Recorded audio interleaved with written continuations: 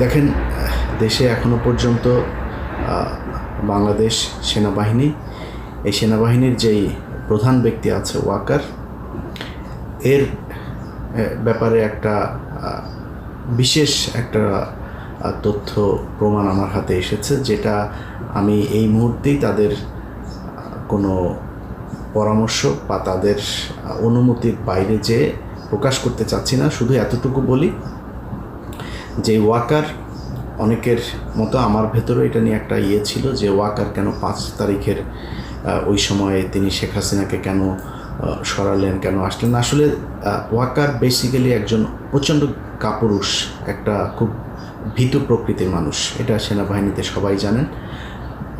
এই ভীতু প্রকৃতির মানুষ হওয়ার কারণেই তিনি 5 তারিখে কিংকর্তব্য বিমূঢ় হয়ে যান এবং তার যেসব